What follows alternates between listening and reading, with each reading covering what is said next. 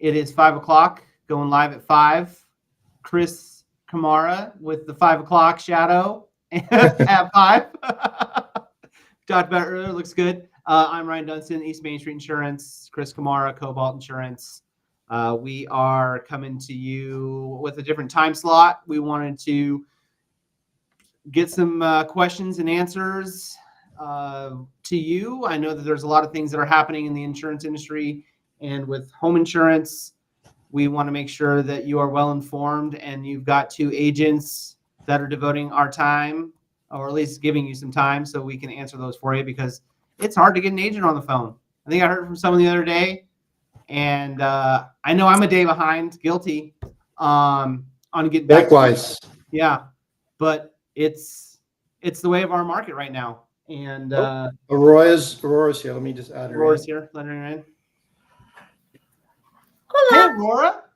Hello. Hey, Aurora. Welcome.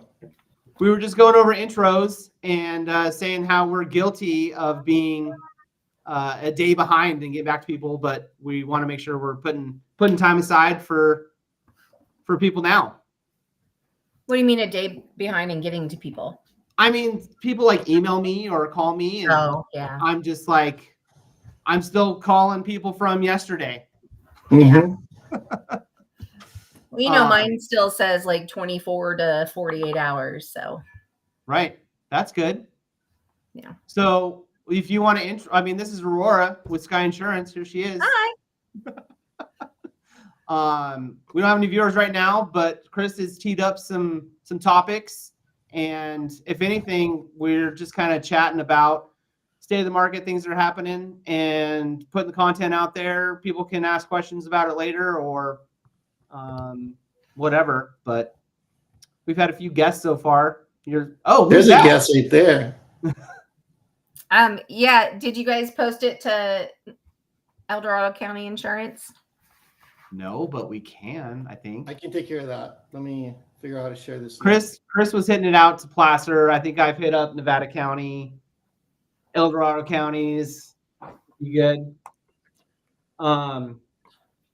One thing that I quickly went in to see, just, time and temperature check, is I was looking at rate filings, and I saw this huge, 56% increase for collector vehicles. We're not talking about collector vehicles. I mean, this is house calls, but I see 56%. And I'm like, holy cow! That's right up Aurora's little collector vehicles section. Yeah, but they've been like anything, right? They've been underpriced forever. Yeah. So we knew that was going to happen. A lot of tightening up of the antique marketplace. Yeah. So I saw 6.9 for AAA.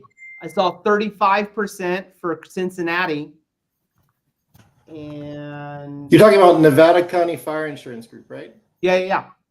No, I was talking about El Dorado County Insurance. Oh, El Dorado County, yeah. Did I put it in both or no? Get all the counties in there. Let's get the state senator. We won trivia again. Let's get the state senator on the phone. Okay, so that's Nevada County, and then what was the other one? Sorry. I'm not El good at Dorado. multitasking this afternoon. El Dorado? Mm-hmm. El Dorado, which one? El Dorado County Insurance. County Insurance. There we go. Thank you. So yeah, a lot of rates. Just those 3 specific ones that kind of stood out. Obviously, 2 are homeowners. The other ones are umbrellas and pet insurance and yada yadas. But people are filing for rates. Who was it? I mean, SageSure just went up, 47% on average? Where did you see that? In their little email thingy. But then they had a decrease. They had a decrease. So it all depends. Afterwards? Yeah, it was another decrease. So what we're seeing on the street is we're seeing 30 to 40% increases. Let me look at Michael's. Michael's no longer with SageSure too. Did you know that? I didn't. Yeah, he went to another company. I think next time that I talk with the marketing rep, I'll be like, "What's your business plan? What's your business goal to?" Are they should give them on contract for like several years or something. So the SATUR rate decrease email went out on August 20th. Mm,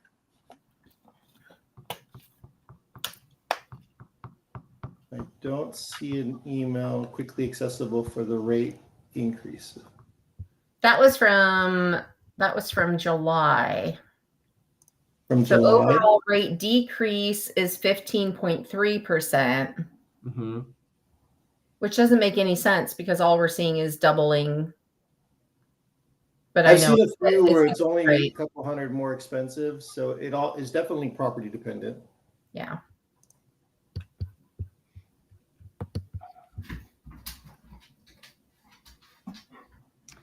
So, I guess on topic, we were gonna start maybe with the most current issue of fire and lightning season. How lightning season has now come around, and it's been pretty crazy. I think being up here, I've had a lot more. I've seen a lot more things coming through Nevada. You know, like through Reno and Tahoe and stuff, and just crazy storms. There's been all those posts with the news carriers and how they're posting all the amount of lightning strikes, and lightning is a covered peril on the California Fair Plan. It is. It's separated, you know. So that part is nice. Pretty. I mean, I didn't see what 6.5 was up to. I think it's up to 7,000 acres right now. So Yeah, it just reached 5%, was it? Containment? Let me see. Yeah. Yeah, I haven't looked at watch duty recently. It's 0%. Still at zero? On watch duty.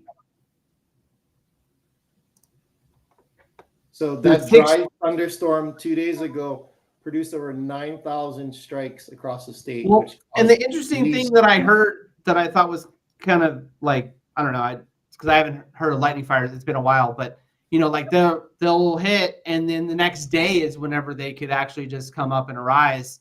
So there's a multiple amount of spot fires that have happened the next day that you got to kind of be aware of, because they'll just sit and smolder. And then if you got the winds, that'll come up, and then you have these spot fires all over the place. So definitely something to be watching, I think, over the next week, probably, as it pops up. But what I think kind of originated, and I brought up to you, Aurora, was the whole like name issue of how they start and what they are, and because I'd never seen them before, with the numbers and what they were with the whole. Oh my gosh, your dog is just huge now. Wasn't it just like a tiny puppy yesterday? Yeah. Yeah, she's a lot. Yeah. So like it was talking about how they're the battalion chief, like their specific area, and then that's the first number, and then the second number was like the Severity and how they reported to it. So crazy. What else were we going to chat about? So, yeah, the zone fires, Chinese campfire, Don Pedro and the Coyote. How does somebody watch this? They asked me. They can watch on YouTube or on Facebook. They're both live. They can. Where do they go to on Facebook? I just shared it to the group. So you want to share it to your page as well? Okay, hold on a second. I can push it to your page if you'd like. No, that's fine. Okay. They can go to Ryan's work. East Main page or mine as well. Or Cobalt, yeah.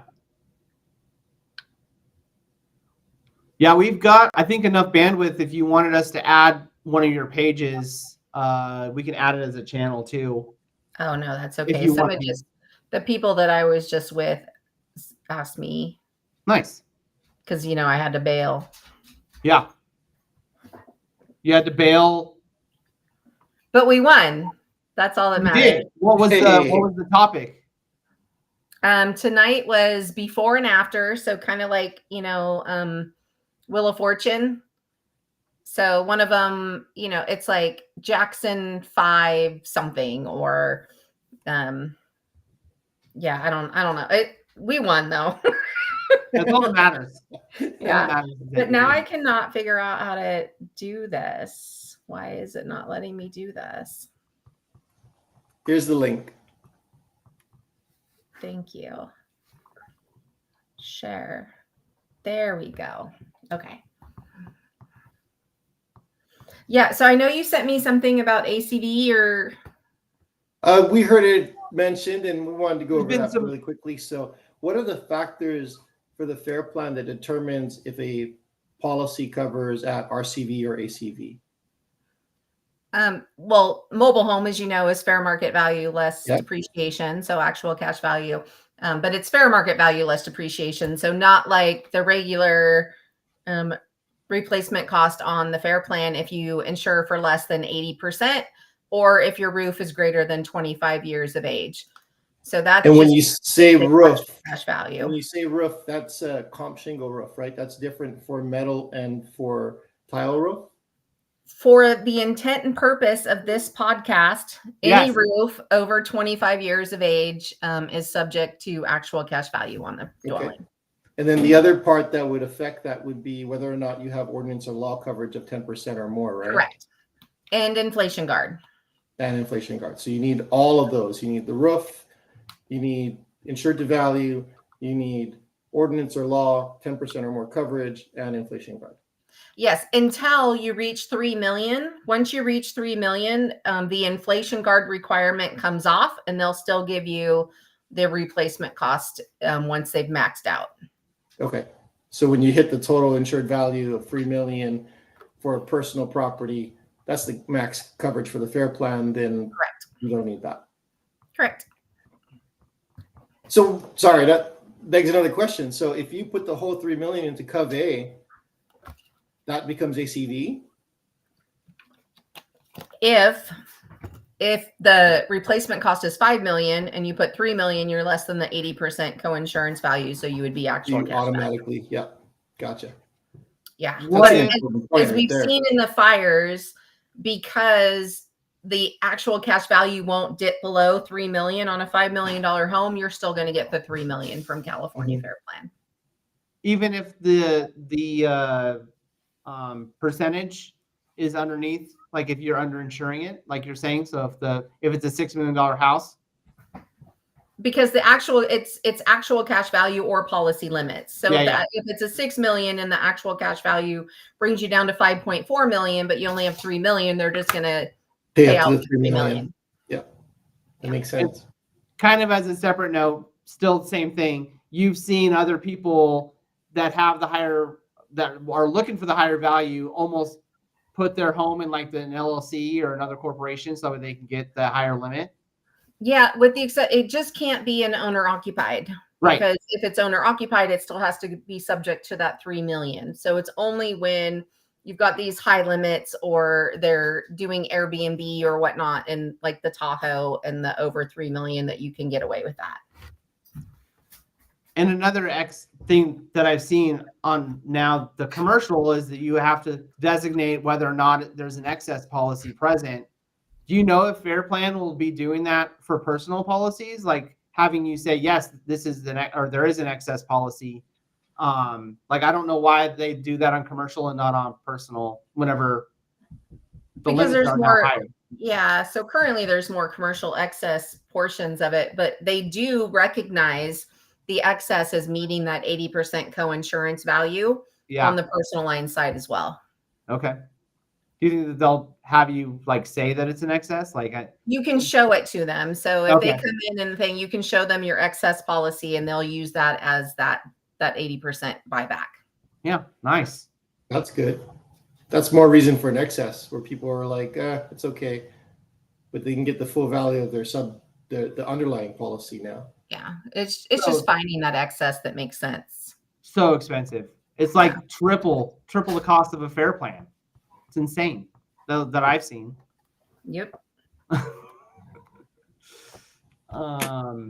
Yeah, well, thanks for bringing that, because I know ACV, RCV somehow came up in a group chat, And then I think I've heard, actually, I had a lender call me today asking about that for some Tahoe closures. They were closing on a house up there, and they've got metal roofs. So they were asking about the whole roof consistency. And I said, as purposes of what the FAIR Plan can do, it's regardless of type. But I think Phil mentioned that they are trying to work on that too, right?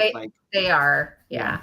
And the other key thing is to note that, let's say that you write a home and it was 24 years of age on the roof, and then upon the next renewal, it's 25 years of age. They're not removing that replacement cost, because at the time that you wrote the policy, it qualified for replacement cost coverage. Oh, wow. That's nice. It is. For a lot of, including even on wood shake roofs, they're still offering the replacement cost. I mean, that almost incentivizes them to stay with FAIR Plan. Like, because I've had a couple of clients that are like, oh, I'll leave and then maybe come back, or they'll go to another client, like an excess policy, and then they get canceled. So then they have to go back to FAIR Plan. So yeah, bringing that up too, especially right now. No, you're correct. It can make a huge difference in whether or not it's a viable option if you have to come back to FAIR Plan. Because as we've seen, you guys write SageSure, everyone writes SageSure in here. A lot of those people got a year in SageSure, and now it's cheaper to go FAIR Plan than it is SageSure. Yeah. And that's going to continue to happen with the E&S markets. Yeah, we'll save the money we can this year and see what next year brings, right? Yeah, I think that's what Delos is doing too right now. For sure. And then we have the people that, like we saw with that agent today where we were discussing it. And to me, that's like just straight ignorance, because it literally clearly states on that last page, 25 years or age of roof or newer. So that's the other thing that we have. We have a bunch of people, or we have a bunch of agents that are not placing replacement costs on the policy when it qualifies. Right. Yeah, I got to push for some sort of clearance, It's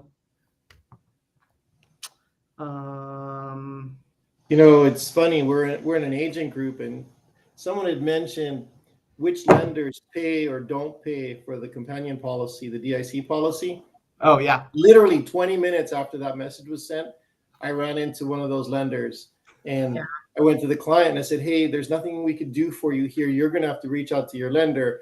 5 minutes later, they emailed me back and they're like, yeah, they're not going to pay for it. What is the payment options? So it happened. I know it's happened a few times to me, but it's happening more frequently now. I think there's 6 or 7 lenders, right, that won't pay for the companion policy. Right. And it should be that way, right? Because the only requirement for the Fair Lending Act is the California FAIR Plan. Mm-hmm. So lenders have been paying like earthquake policies, they've been paying extra policies, but they're not required to. And it only takes a couple times for them to miss a payment and stuff before they start making the guidelines of, we're only going to pay for what's required for our loan. Sure. Well, and then I had a lender today and they said, well, we don't like the ACV on the DIC policy. You need to find another carrier that'll do that. And I was like, I had to move them to a different carrier from Aegis somewhere else. But I was like, they shouldn't even be concerned about the DIC policy to begin with.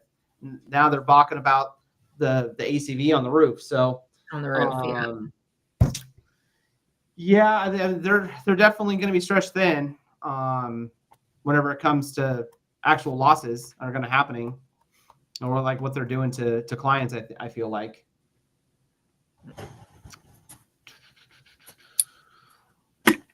So I got a story about a roof I could tell you guys today. So Yeah. I had a client who got their renewal and it increased about 25%. They asked me to shop. We shopped, found them some savings, kept them back to their original actually premium, wrote that. They got an inspection done and the carrier says, hey, there's granule loss on the roof. We're going to cancel this policy unless there's a completely new roof. And now we're out shopping, looking for another carrier that may or may not take this roof. And the honest truth is this roof doesn't look too bad, but there's a patch on it. And the carrier sent us a picture of that patch and said, hey, this is it. Granular loss and this patch, we're not going to even consider it. Replace the roof or take it somewhere else. And it's an unfortunate situation because there's no way we can know as agents the conditions of all the roofs. So that poor client, we're trying to find them a home now, right? So it's a one-time example I can give where sometimes taking the renewal and not having to deal with another inspection, especially if your home is older, is probably a choice you want to consider. Yeah, and I mean, you have to also, I mean, as agents, as you have to know the market, the appetite. Mhm. So if you know that Cabrillo, Ryan's favorite, if Cabrillo is in, and they're Are they super still around? Are they still writing policies? I don't know. all the time. We For write my them all. situation, it was not that carrier. No. Yeah.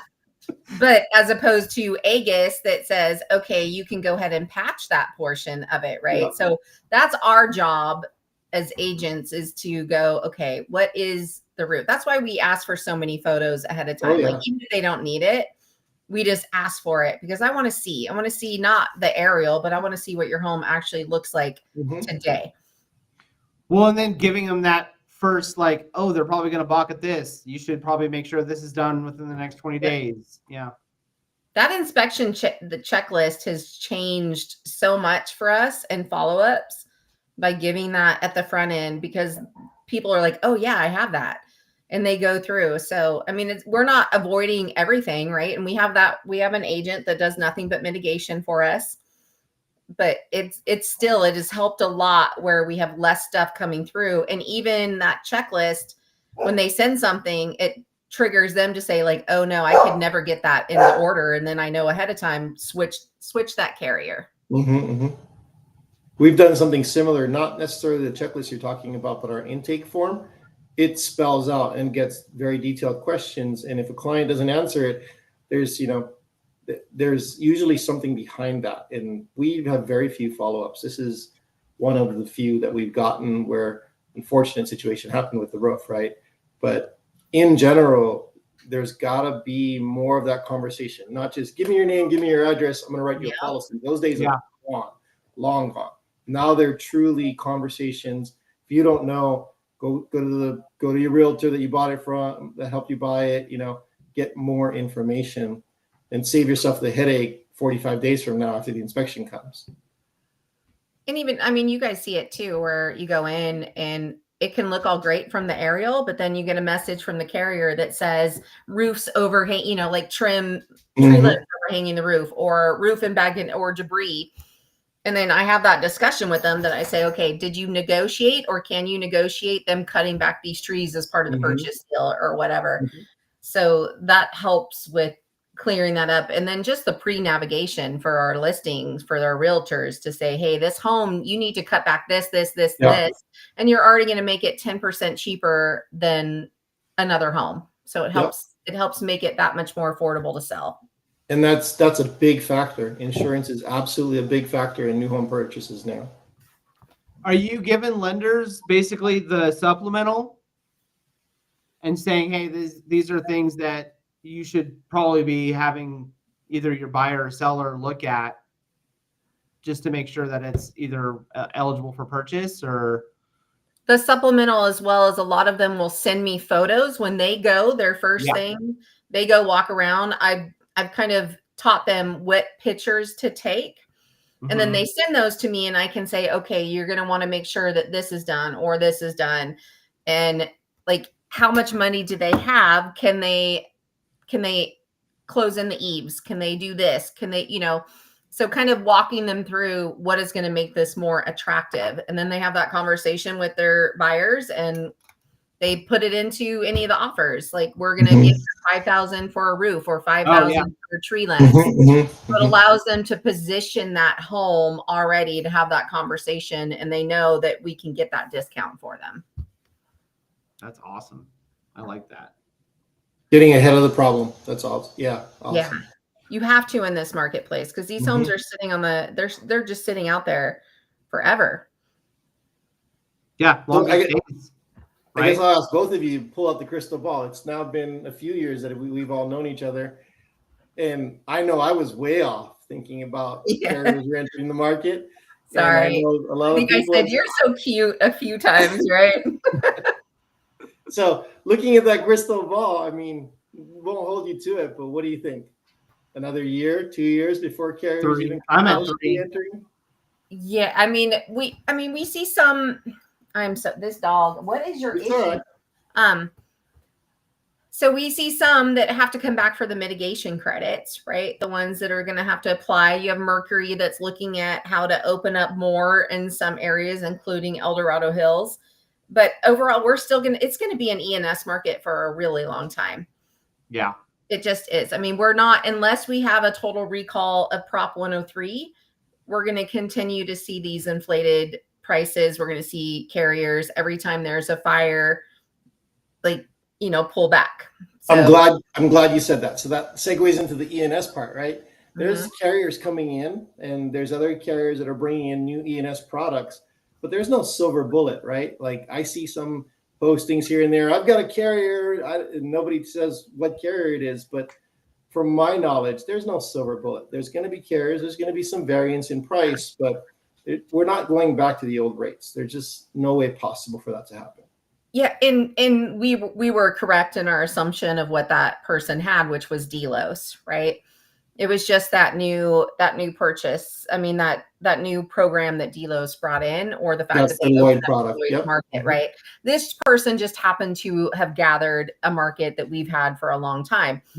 So we go, oh, there's nothing new out there, right? And somebody else says, oh, well, it's new to me. Yeah. I'm going to put it out there, and I'm going to give this false hope to a community, and everyone's going to call me, and then I'm going to say, oh no, you're not eligible, but let me BOR your policies, right? I mean, that's just the game that happens in our industry, and we have to know that. But there's also the large number of those consumers that reached out and said, like, what is she talking about? So the consumers are getting very smart. Yeah, they've seen it happen a few times now. Are polling right now, so at least that helps on some of it, because I hate to see so many people get really excited and then to be let down. So the fact that consumers are weary of these agent tactics is a good sign. Mm-hmm. More educated client base, absolutely. Yeah.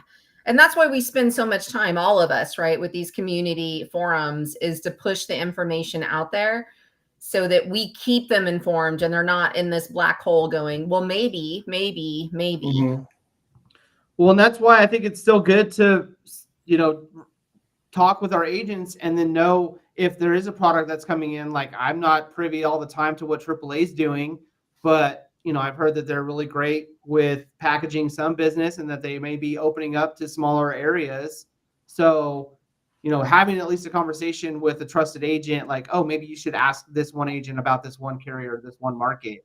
Because I don't, mind referring it out. I know everyone else in here doesn't mind referring it out, and that they're placed not with the Fair Plan, because you're going to get that one agent that is like, oh, this is all there is, sign up with me, and they've got tactics to try and get them on board whenever there might be something in the open market.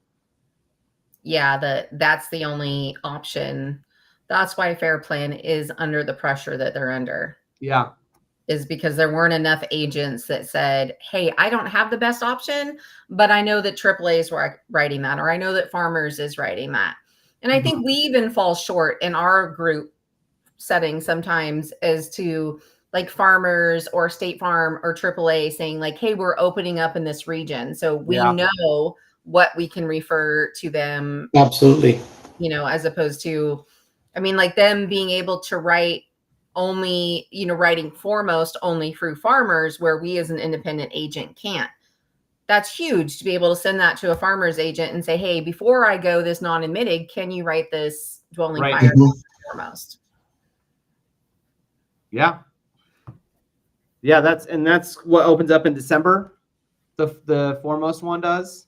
Some of the Farmers agents already have access to the dwelling fire in Craft Lake or whatever their own thing is. Yeah. Their brokerage, Craft Lake. And that's the thing about having a large network. There's no way, even as an independent agent, there's no way you have all the appointments. You've got to be able to serve the client by referring them somewhere else to someone that has a market that you don't have access to. Yeah. Yeah. And that's initially why I started this, right? Like after the Paradise Fire happened and watching everybody scramble and ask questions, it just made more sense to create the agent network. And as you know, I mean, I think each one of you was probably really skeptical of me at first, right? Like, why is this chick trying to help me? Like, what does she get out of this? Like, what it, you know, and it's hard. There's still a lot of agents out there that would rather drag themselves through it than to trust another agent. I'm But- still a baby. I clamored to try to get into this because you said that question on the panel. So I'm the complete opposite. I'm like, let me in. Somebody Yeah. let me in. That's No, true. the amount of times, even as the fair plan trainer, the amount of times people are like, but okay, but do I have to pay you? Like what? And like, no, I just want you to do it right. Yeah, do it right. Yeah. That's all I want. I want you to take care of the client. I can't talk to 1.4 freaking million people in California, right? But I can talk to 200,000 agents and educate you so that you can write this properly for the community. So if I can't touch Absolutely. each member, then at least I can touch you who can touch that many more members. Mhm. Exactly. Yeah, and I think that I don't know. I feel like most agents do see the value of that. That we're in this market where we have to educate client. There's so much education, because everyone is basically just had their policy roll over for 40 years, and we've all heard that story. But there needs to be a lot more educated agents that are helping insureds navigate where to go, and that you sending them to like a Costco or to another farmer's agent or AAA, like they're still not going to be able to write all the business anyway. So, but it's what's right for the client and what they see that, they're going to appreciate that. And they will Absolutely. for years. I have people that I talked to in 2017 that I said, stay where you're at. Like, this is the best option for you. And they've rode that wave. And then at the end of it, when that wave ends, then they go, okay, well, now what? Right. It's people don't realize that doing right by your community is not a short play. It is, if you just always place them first, eventually it'll all come back around one way or another. Yeah.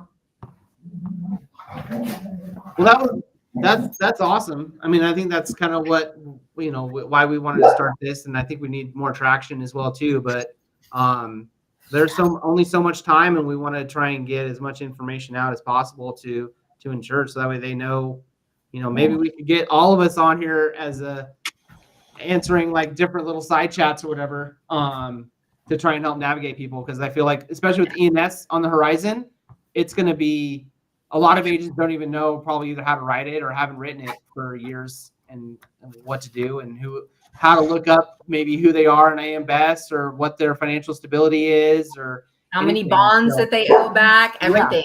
Like that's the scariest portion, is one Lloyd's market is not as strong as another Lloyd's market, and being able to track that down, which I mean, you're fantastic at, Ryan. I mean, so much of this stuff that I used to like bury into, I don't have to anymore, because you're like, hey, bitch, or sorry. Sorry. But like, hey, did you know that this company is doing this or that? Right. Yeah, and I liked how one of the E&S markets actually showed which carriers that they were backed by, so that way you could look them up as well. And I feel like that's going to be that should be a necessity. I feel like if you're going to be writing more E&S in our state, then you should show who your reinsurance backings are, which you can look up, but just to have that more like thing to put in front of the customer of this is who they are, how long they've been around, and how much money they have in bonds and stuff. So, because there's gonna be a lot of Lloyd's. I looked up that Summit Partners because I was kind of on the rocks of like who they were, just being another syndicate. But then you check out their reinsurances and see how much money they have.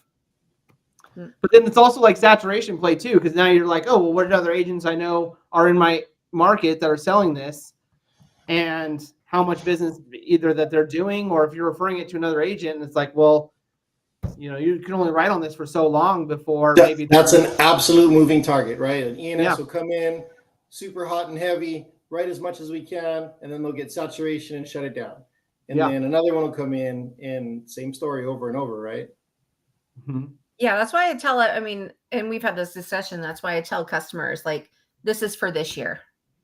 I'm not guaranteeing you that this is going to be available or Right. profitable or whatever for you, but for this year, it makes sense for you. Yeah, we're going to save you a couple of grand this year. That's the best we can do. We don't like I said, the crystal ball isn't that clear, Mhm. and then we'll reassess at your next renewal. What was that chat that came in, Chris? Dennis said that I sent him to State Farm, and he's been able to refer me many clients. So he's a little out on some land, and he was getting non-renewed by his preferred carrier, and he was able to get some help with another carrier. Something that I couldn't write, but I could take care of him by sending him to the right place. One second, I'll be right back. Yep. Did you get him to State Farm before the yeah. cutoff? Yeah. Mm-hmm. Yeah, that's awesome. Yeah, that was a fun time. I think there were so many people that were like trying to navigate where to go, and I'm like we almost had insider information because we knew of the State Farm agents, and we're like, stay there, stay there, stay there. Yeah. Like, ride it out as long as you can. Absolutely. But that's the power of why you are able to do that. Yeah, 2 weeks, he said, before he was there 2 weeks before they got closed off. Yeah. That's crazy. And he came to me last year, and I said, stay there. Yeah. There is no better option. Did we ever find out where you can find the ballot count on the Prop 103 stuff? I know we mentioned that earlier, but let me look again. Let's see. I couldn't find anything last time. Okay. Give me one moment. How many signatures, right? Yeah.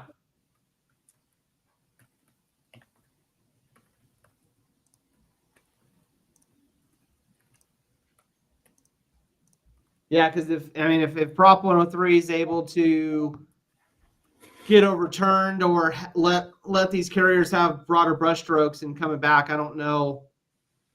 I still think even if you say that it does happen, that Prop 103 is now dismantled for that short amount of time, I think that they still need to file for rates and get them approved. It's not they're not coming in at today's rates, you know. So if you had a crystal ball, Roar, and you saw that it happened in June, like Travelers, that they got the Prop 103 done, do you feel like it would be multiple quarters before they got their rate approved and were able to come back in at a rate that they want, essentially? They wouldn't need to. It's file and use, right? Yeah, I think it would be several quarters, if not years, of them testing it like they do in other states to make sure that it actually makes sense profitability wise. A lot of these carriers are actually seeing profitability only because they've limited exposure, right? It's false profitability at this point.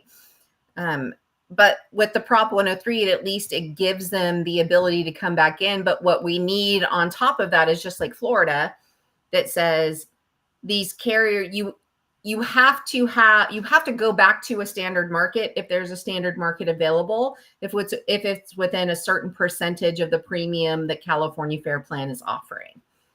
That's the only way to thin it out, and as well as going through and really expanding on the I'm not going to make it through this ever without testing. I'm just going to let you know that the not the lottery, the where the companies are going through and they're scrubbing California Fair Plan and sending letters. Clearinghouse. Yeah, the clearinghouse, right? Like that has to be like that has to be kicked up a lot. That has to be strategically kicked up, and people being sent out away from the captives, right? So the captives have a ton of marketplace even right now that don't belong in the Fair Plan. Mm-hmm. I mean, I have agents from like Stockton that are asking me for options for DIC companies because they're writing the Fair Plan. And I'm like, well, it doesn't qualify for a DIC because there's zero fire danger for it, right? You just you should just stop writing because like the E&S market, Safeco will take this. Like these companies, but they're not able to get a new appointment. That's the thing, because they're carriers aren't appointing them. But that doesn't mean, again, like it has to be a statewide initiative by agents to stop saying this is what's best for me in my pocketbook and start saying this is what's best to heal it, right? If you have this short-sighted view, which is how we got here to begin with, right? I remember sitting on agency councils and agents going like, oh no, everybody has a fire hydrant and a fire department within this amount of things, right? Because these carriers 5, 6, 7 years ago didn't have integrated ISO. They still, if there was a question, they allowed us to choose it. Yeah. Right? We dictated that. And a lot of agents said, I can win the business if I say there's a fire hydrant when there's not a fire hydrant. Mm-hmm. And so these people should have never been there. And then, of course, they burn down. And then they go, well, why won't my carrier write this business anymore? Well, because you just cost them $6 billion in bad underwriting. Yeah. Mm-hmm. So without having that kind of restrictions in place, we'll never heal this marketplace. And I don't know how you do that when you have captives that are driven by corporate to just tell them that that's their only option. I don't know how you combat that. Well, you'd have to start, I think, with the fair plan, and then you have to vet who's selling it. Yeah, to your mouth, from your mouth to God's ears. I mean, you got to start at the source, and you already have all the what is it, the 2 hours or whatever that you do for the training module.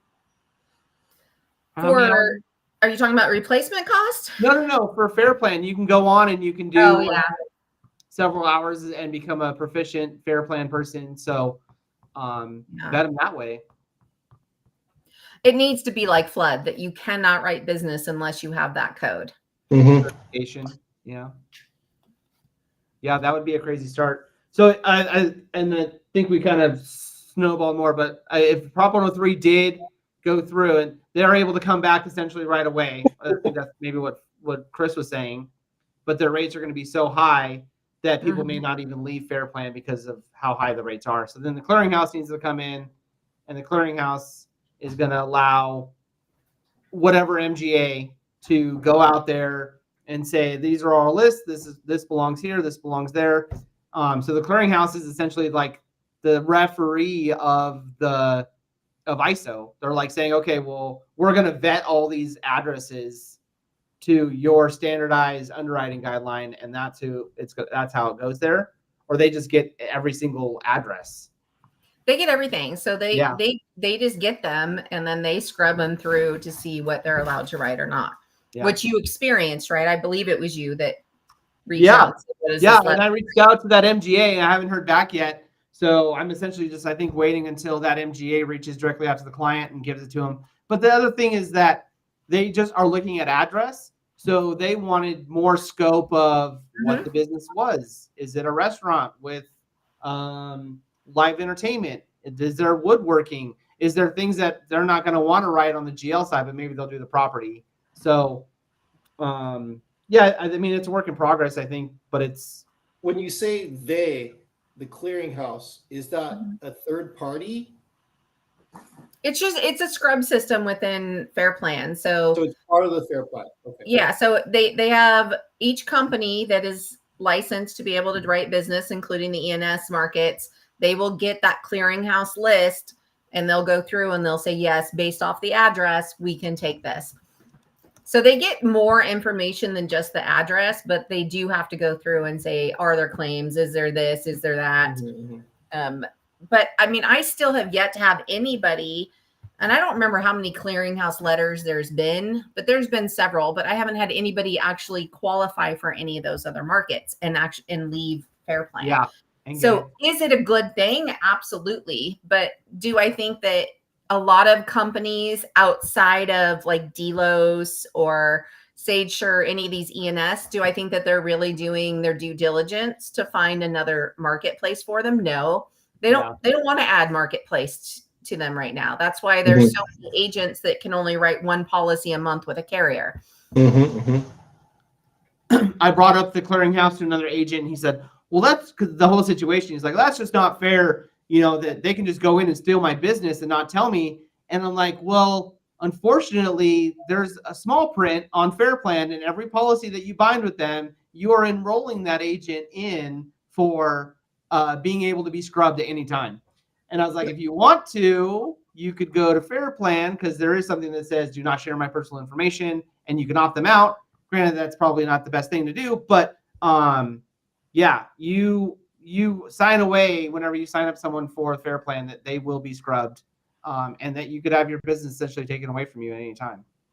And Which is again, we want this as an agent. We don't Yeah. want our clients on Fair Plan.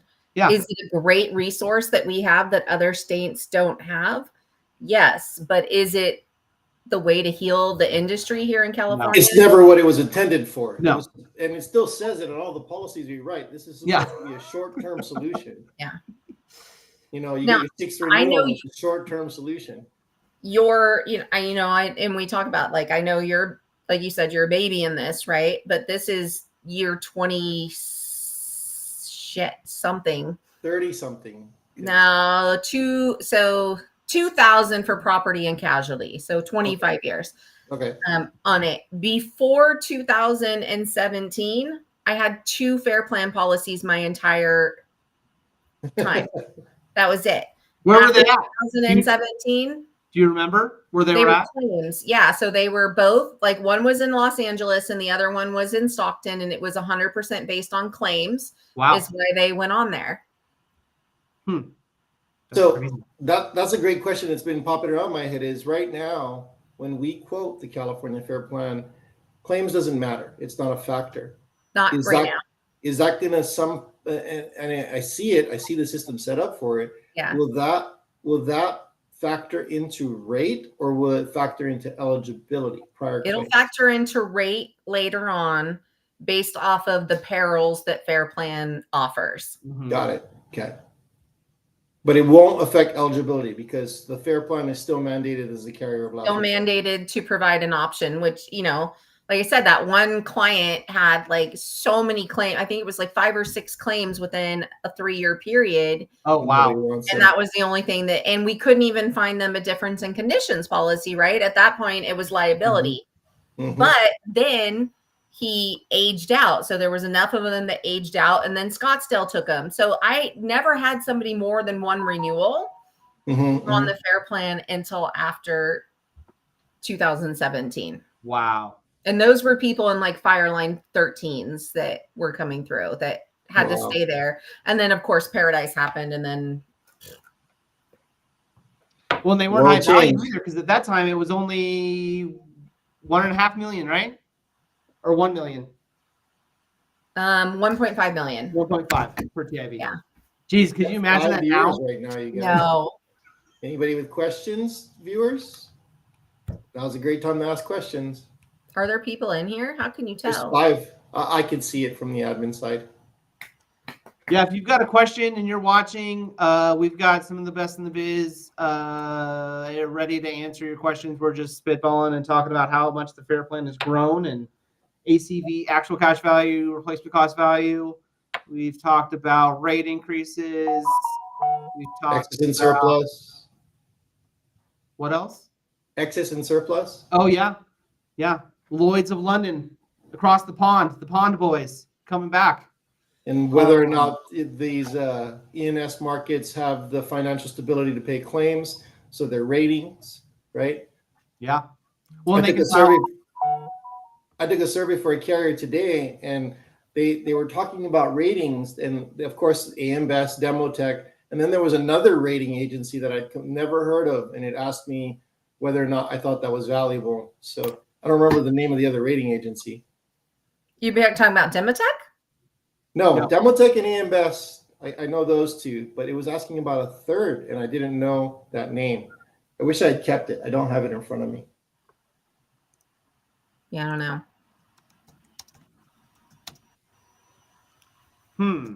That sounds interesting. I wonder if it's an E&S rating company. Yeah, we don't know. Simple Google away. That's what I'm doing right now. S&P Global? No, Fitch. no, Wasn't Fitch? no. Shows So Fitch. Very AM specific. Best, Fitch, Moody's, and S&P. No, it was right here. Kroll Bond Rating Agency, KBRA. Bond rating. Oh, Kroll Bond Rating Agency. that's interesting. I'd never heard of it before, ever. KBRA. Oh, are they live right now? I put that in there so that I was like, we're talking about it. They're joining. They're joining up. no. That could be. I wonder if CFP's on there. It says these agencies, along with so Demotech, AM Best, S&P, are known as nationally recognized statistical rating organizations and evaluate the financial strength and creditworthiness of insurance companies. So I'd never heard that one before, and from what you guys are saying, I don't think you have either. No. Mm-mm.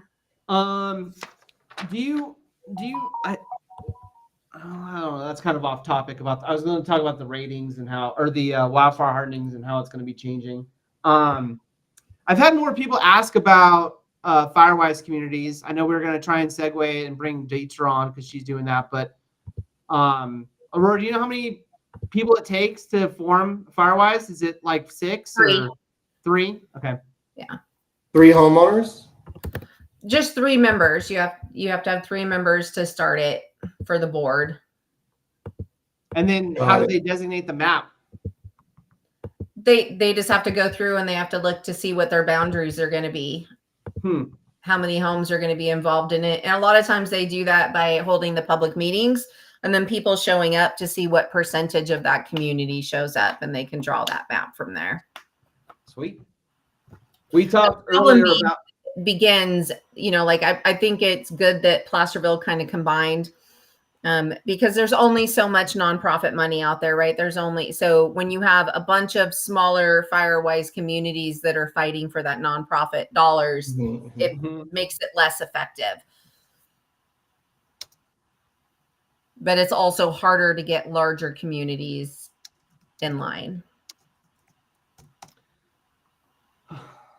We were also chatting about the Firewise. Wait, no, not the Firewise. Shoot. What was that? The one that just where it's the whole community that El Dorado got approved of? And then the 25 that are from last year that's coming up. It's Yeah. like a month to apply for it. have you seen any communities? Because that's coming up here in October where they can only apply. That's that short window. They can apply to be the whole community and get the discount. I'm not seeing it. Are you talking about the community level? So for Yeah, yeah. Placerville? No, Yeah. not the community bubble. What did El Dorado just got approved? Like literally, right before it was 24. It's from CAL FIRE, right? Yeah, the one that you go to CAL FIRE and get. Yeah, but that was for Placerville, not for all of El Dorado. Oh, I thought it was for. Let me look at the individual ones. The fire risk reduction community. That's it. Yeah, got there. So, have you seen any ones that are looking to get approved on that? No. Not that I've heard out I there. wonder if they know, or maybe it takes time for them to get approved by the board. But we're not through yet. I thought we had to October for all. Yeah, those it's applications. October 5th, I think. Yeah, So another so month. we're still a little early to even know who's going to get approved. Oh, October 1st. October 1st. Yeah, it'll get published in October. Yeah. Well, and who's what's the date? Is it 12/1 for the community, the separation of the mitigation credits right now? 11. I didn't 11. watch the thing today with Phil. Oh, did he talk about it? He did a seminar today on it. I want to say it's 12/1 again for the separation. So it's tiered. So you don't have, let's say you have everything but the closed eaves, you still get a portion of the credit. Yeah, Oh, I that's thought it was good. 11-1, but I could be wrong. But I mean, I've got the sheet from 23. Yeah. I have the sheet from 23 too. that they forgot they created. Oh my gosh. I'm It's pretty just so sure this crazy. is what we're talking about right here for the communities. Mhm. So Yeah. the Well, hi, application Mike. period closes.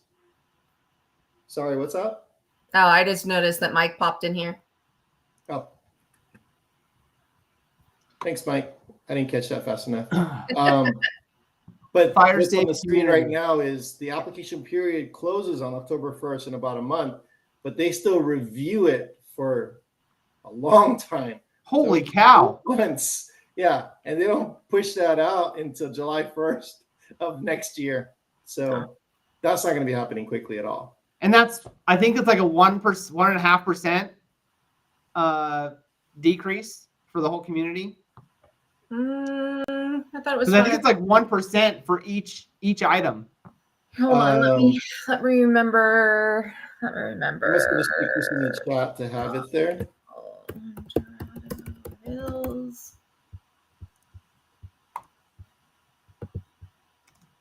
So it could I'll be a find- city. Yeah, I have it somewhere. I'll have to look it You up want the again. sheet? I have the sheet. For the discount?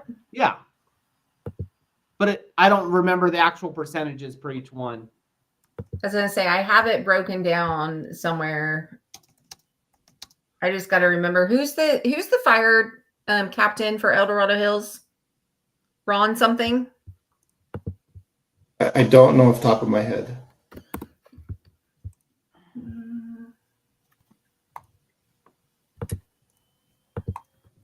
Ron Phillips. Ron Phillips. Okay, so let me go here. I might just ask my ChatGPT and find out real quick.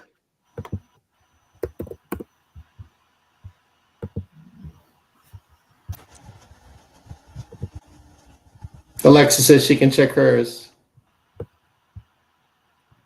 I don't think it's much because they have to take the 15%. They have to spread it out over everything.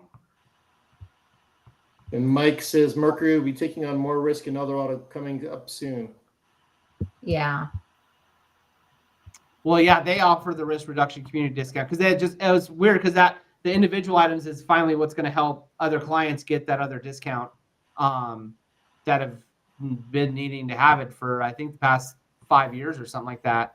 Because if there's 30, I think there's 30 communities, and they haven't been getting discounts this whole time. So now that They've been on the list with no discount, yeah. Yeah, now that it starts in November, December, they'll get something.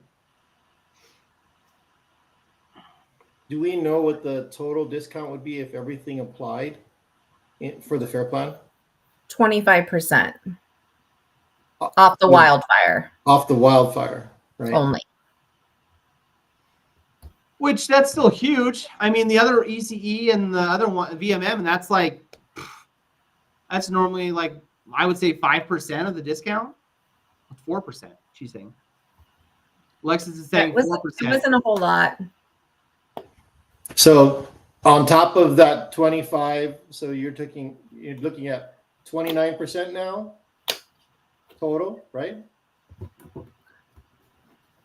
No, it's 25, but again, it doesn't work out to an equal 25 because every time they do it, it's reducing the premium. So it's not like they go over the total wildfire premium, they go 25%. Yeah. They hit the first one and then it's now the second one, now the second one. So But when you say 25, right now we're it's just like talking 14.5% on the 2 mitigations that are there now. Right. But you're talking all the mitigations would be 25%? If you have the structure, Firewise, the structure. yeah. So you have Yeah. Firewise, you have the structure, you have the and the defensible, you have the FRC. community level. That total is 25%. Okay. Crazy. It's something. It's a lot. I mean, especially some of the other ones, right? If you look at Golden or Gold Ridge, right? That Firewise is not substantial, but if you have Sierra Springs, now that Firewise credit can be, like $1,000 as opposed to $200 just up the road. Yeah. With being a PC10 versus a PC6. So it really helps individuals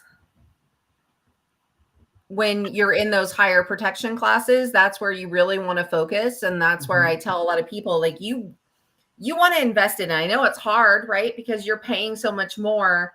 But if you invest a little bit in doing the bottom 6 inches and you can do those, then you can reduce that premium quite a bit to make it more affordable. And more so when preferred carriers re-enter, they're going to want those properties far beyond anyone that hasn't done those mitigations. Yeah, they're already asked it now. Mhm. You have travelers that comes in and says, well, maybe. And then it says, do they have this, this, this, or this? If they don't, then travelers underwriting comes back and says, well, they need this, and then we'll approve it. Right. Same thing with Mercury on some of these levels when they're just not blanketing.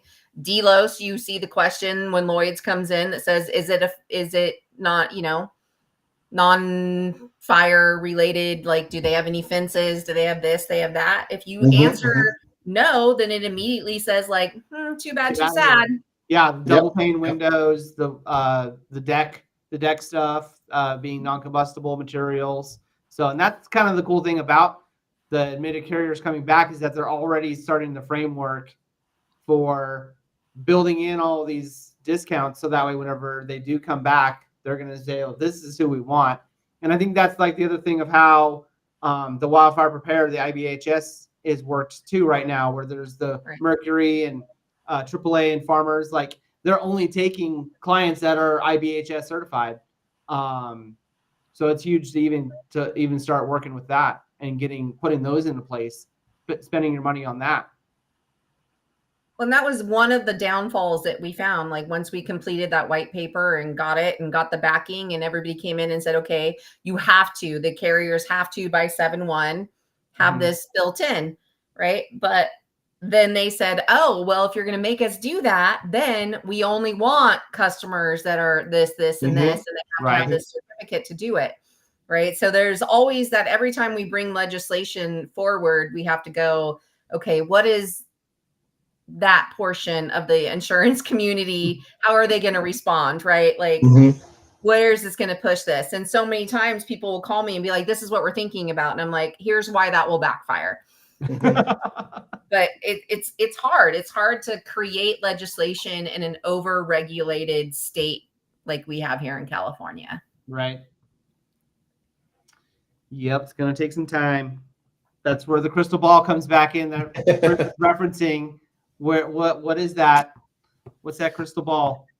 I don't think there is any, right? Because if you watch the history of how Laura responded to this and how insurance companies, and more so, you have to look at the consumer protection, right? Which at this point seems like a joke term to me, because the consumer protection people are the ones that are blocking most of this. They're putting it into courts. They're the ones saying like, well, no, we need to keep this, and we don't want higher premiums. You just have to lose money, right? Like their concept of how the marketplace works, they're blocking it. So the crystal ball is, how do we remove these hindrances, and how do we get them out of the way and just leave it up to those of us who know how to heal the industry? And until that happens, until you have United policyholders and people like that are falsely protecting consumers against something that works in all other states, right? And that's the key thing to say. Like, California should stop being looked at as like this prime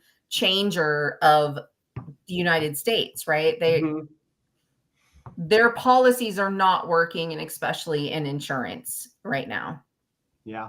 What we're doing right now is not sustainable. I mean, no, it hasn't been sustainable for a long time. I mean, and this is something that, I mean, a large group of us, we started fighting this. Jesus. I think the first time we started looking at changing Prop 103 was 2007, when the bark beetle infestation happened in Southern California. Wow. And that was like, hey, we're watching this, right? As a wildfire underwriter for a short portion of time at Nationwide or Allied at the time, what it was, we watched that, and I said, okay, well, now it's reached Bakersfield, and now it's reached here, before I went back onto the independent side, and we said, okay, well, if we don't fix this, then there's going to be no one left writing business. Yeah. So I think maybe you guys remember in 2015 or 2016 when I did my first news and they posted it and it went out to the Folsom chat and all Folsom chat said this woman is crazy and she's an alarmist and that's never going to happen. There's no way we're not going to be able to find insurance in Folsom. Yep. And then those same people then came back and they're like, oh, well, now we're here. What do we do? Well, Yeah. Guide us. so it's something that I don't know that California will ever take the time to look forward thinking to say, how do we prevent this collapse from occurring? They always wait for the collapse to happen and then try to fix it afterwards. Yeah. And it's going to take, I think it's going to take a lot more time, like you're saying, and maybe some other movement with either legislation or maybe some other weather stuff that's going to happen. But there's always going to be movement, and I don't know what it's going to take, to be honest. Yeah. I mean, I think moving to an appointed role with the commissioner may not still be the best option, but I think it's better than voting political for this role. Yeah. And I think that enough people have finally realized that this role should not be politicized, right? Because it doesn't matter what side of where you're at, your home's going to burn. It's not like the fire is going to stop and be like, oh, you voted for the commissioner, so I'm going to skip your house. Right. So it's a matter of really looking at who is the best person with the best background to understand this mechanism that can have a good conversation with the insurance companies who are looking out for all their constituents, not just their rich constituents. So I don't know how you fix that in California by getting somebody in there. I don't know that an appointment is the answer just based off of some of the levels of movement that happen within our political spectrum there in California. See how well I did? Yeah, that was great. No cursing. That was amazing. It's only like 2 curse words in the whole hour. So. Man. This is why they hate when I speak. They always tell me at the beginning, like, don't curse. I'm gonna curse. It's gonna happen. We have a forum here. It doesn't matter. It's just to help people, and we could say whatever we want towards that. I remember when they asked me to run for commissioner, and one of the people were like, "Yeah, but," and I said, someone else said, if Trump can get elected, she can curse. And I was like, well, see, that's actually a good viewpoint. Yeah. All right, so I'm gonna end the stream now. Okay, guys. We have to end it. Yeah, I hate to end it. I feel like we could go all night just chatting about stuff. We've but got next week, so I'm sure there's more. Yeah. I am on vacation for 2 weeks. So Thanks for coming on. We know you're on vacation. I think we have Dietrich queued up for next week. We definitely want to have you on again for sure. Yep, just let me know. Cool. Thanks so much. All right, you guys have a good night. Sky Insurance. What's the whole name? Is it just Sky Insurance? Sky Insurance / Trucordia. Trucordia. Yep. Ryan at East Main and myself at Cobalt. Yeah, congrats on the change in the name. Oh my God. Thank you. I love it. That was a lot of work. I don't ever want to do it again. Yeah, trust me, we've gone through it a couple